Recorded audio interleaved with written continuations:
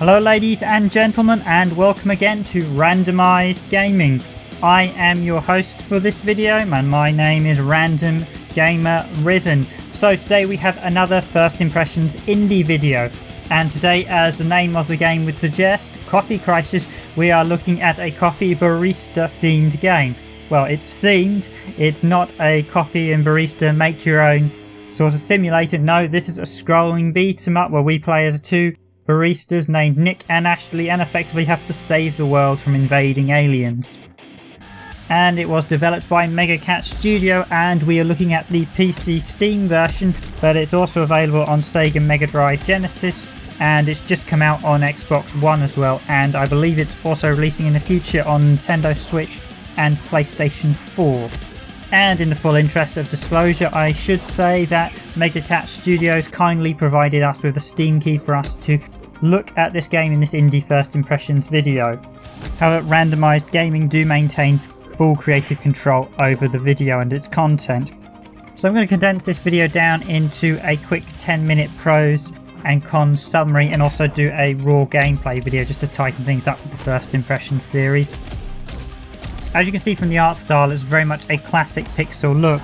With the game originating on the Sega Mega Drive, of course they've had to go with this graphic look, but it suits the game very nicely. The opening intro is told by some lovingly drawn 2D pixel art cards, and while the graphics have been slightly touched up for this PC Steam release and Xbox One version, they still maintain their roots in the Mega Drive original release.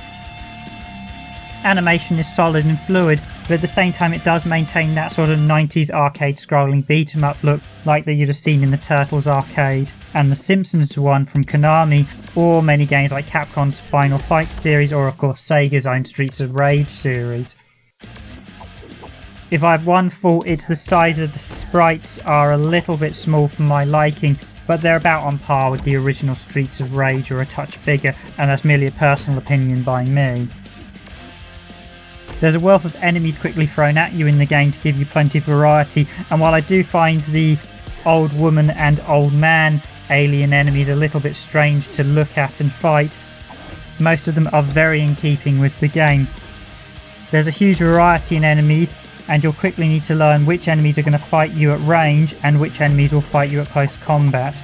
No two enemies are actually alike, and you need to rapidly learn their different attack types and how to deal with them.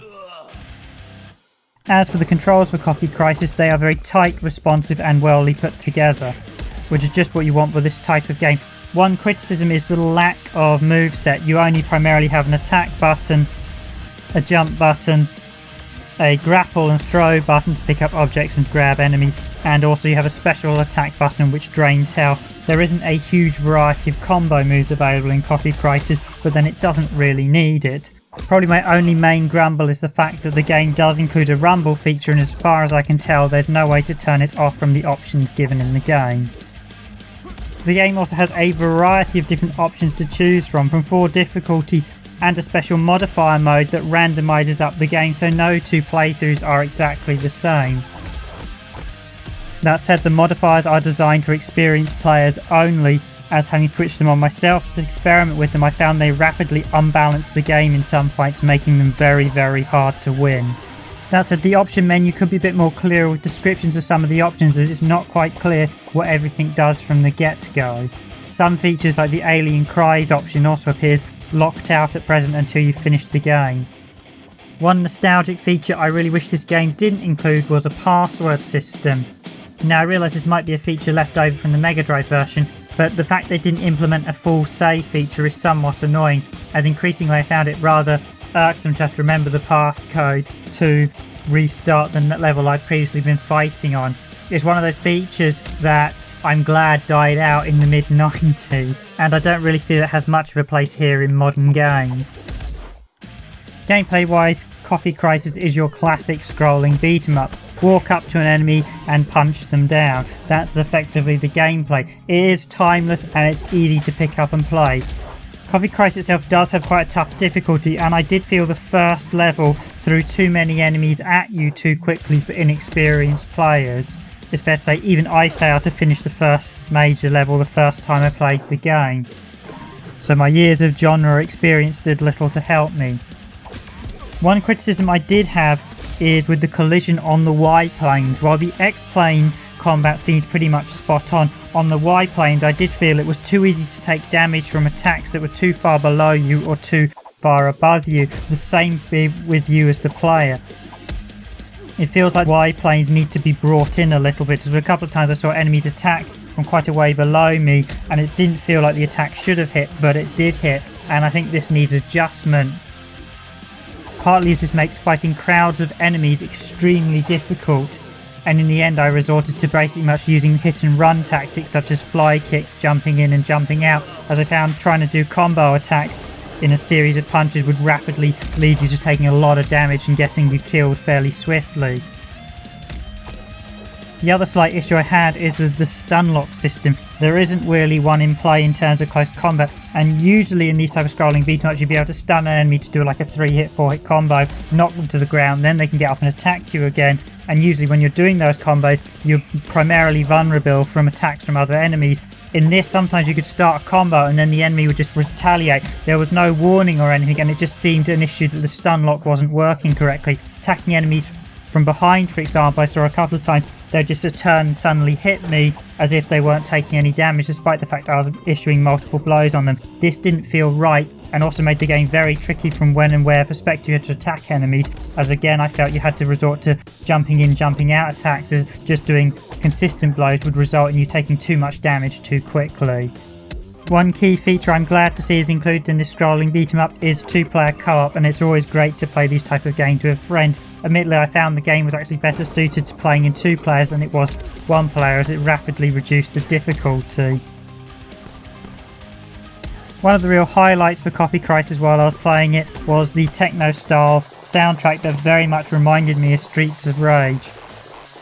The music comes across as very pacey and energetic, which is just what you need for this type of game. It is very loud, and I must admit it does drown out a lot of the sound effect, but I think most gamers will be lost in the music that they'll completely forget the sound effects are even there. On the whole, I think Mega Cat Studios have done a good job of homaging scrolling fighters from the late 80s and early 90s. It's not quite perfect, and I do think they need to perhaps rebalance some of the difficulty slightly and look again at the Y plane collision on some of the attacks, but overall it's actually a very enjoyable title. It's not quite as good as Capcom and Konami's very best scrolling beat 'em up output, but then they had over a decade to perfect the genre.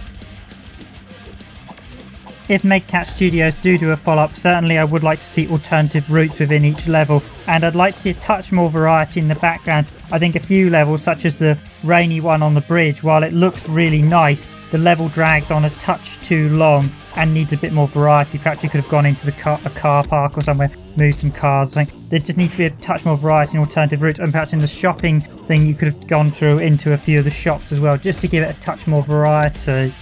And in turn it also gives the player additional abilities to choose their own stories within each playthrough, much like how Dungeons and Dragons did by Capcom, which enabled you to go through various routes and do various boss fights. Certainly that's something I think Mega Cat Studios need to look at for the future. So just to confirm, Coffee Crisis is out now on Sega Mega Drive, Steam and Xbox One. It's $10.99 in the US on Xbox One. I haven't got European prices for it, I'm afraid. However, on Steam it's $5.99, it's £4.79 and €4.99. So I think overall the Steam price is certainly a very good price for the game. I think it's about the right price. It is a bit more expensive on Xbox One. It's a nice game. If you like the genre, I think you'll certainly like this. So that just leaves me to say, if you enjoyed this video, please press that like button, and as always, if you enjoyed our channel's content, please of course subscribe to Randomised Gaming, and you can hit that bell button for more notification. Thank you ladies and gentlemen, and good night.